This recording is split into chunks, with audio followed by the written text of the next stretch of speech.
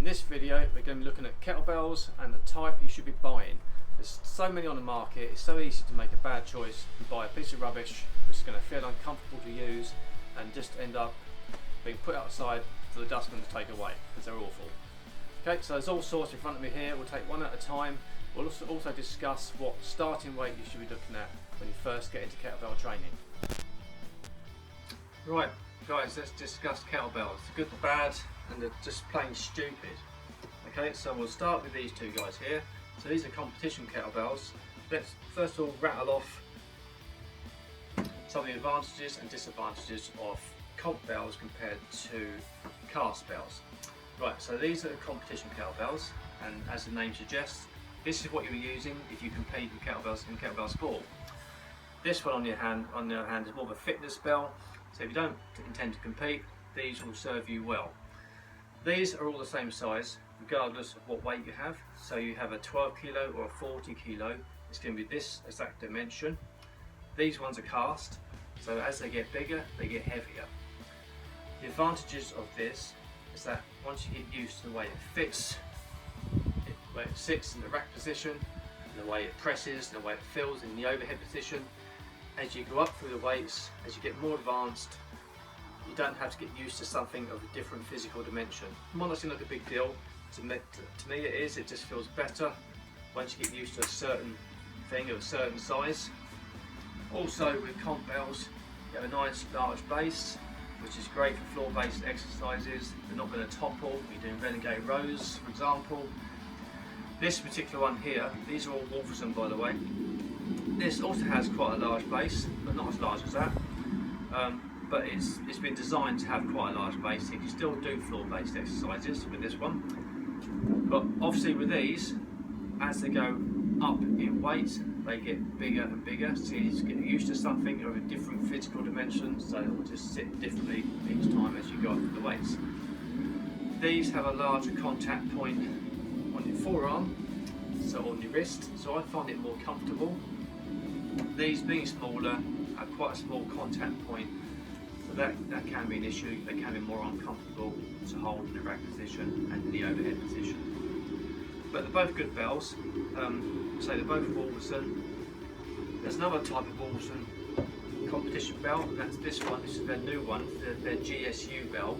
So if you intend to compete in this country at some point in the future, you never know, get used to these, because this is what you'll see at GSU and Oxy events. Great bell, great quality, lovely paint, slightly different design handle to these. These are a bit slimmer profile here, these kind of flare out a bit more. So the aperture here is a bit narrower, a bit smaller than this one, which to me, this took about a few months to adjust to, because the hand insertion wasn't quite so deep. There's just not quite so much space in there, but you get used to them, and these are ones I use exclusively now. They're a great bell. Also, this one has a smoother handle, which makes it harder to apply chalk. This one has a slight texture to the handle, so chalk goes on much easier on this bell. Again, might not be an issue for yourselves, but if you do like to chalk the bell, which lots of kettlebell athletes do because it helps with the grip, then this one will certainly take chalk a lot easier than this guy here. Okay, this one has a hole underneath, which is good because it allows all the swarf to come out. So you'll get, often these bells get a bit of rattling around inside just due to the manufacturing process. This one, that doesn't happen. So these are both great bells, as is this one. Good. Or Wolferson. This guy here, another Wolferson bell. This is their Black Series. So this is their competition, standard competition. This is their GSU competition. This is their Black Series bell. This guy here is like a hybrid between these two. I've mixed feelings about it really. It's okay, it's got a decent sized base. The aperture is quite large, but I find that as you go up the weights with these, especially with the 12 and 16, the handle gets quite a long way from the bell here, so that it sits quite low on the forearm. I'm not a big fan of. But it's a good quality item. But these I would recommend if you're just into fitness. Perfectly good bell. These I would recommend if you're into fitness and you want to compete at some point in the future. Okay, it's a no-brainer. If you want to compete, get these.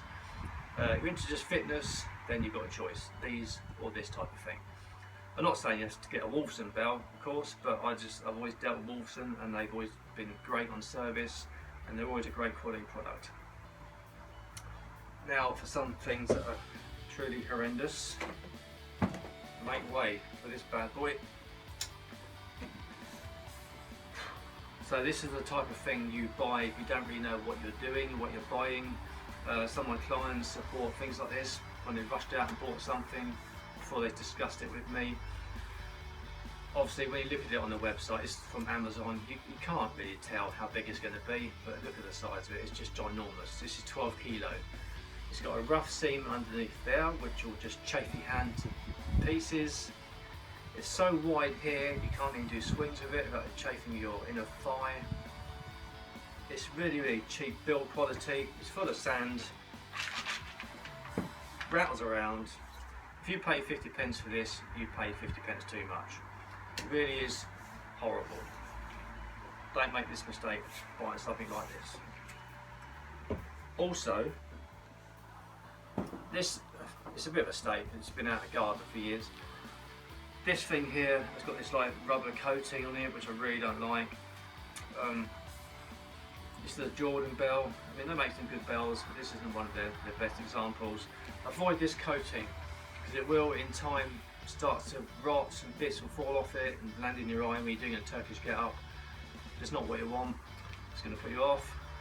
So it's functional to a degree, but I don't really like it that much. Also, I find this rubber coating tends to kind of grip on your skin and tear at your skin when it's in the rack position when you press it.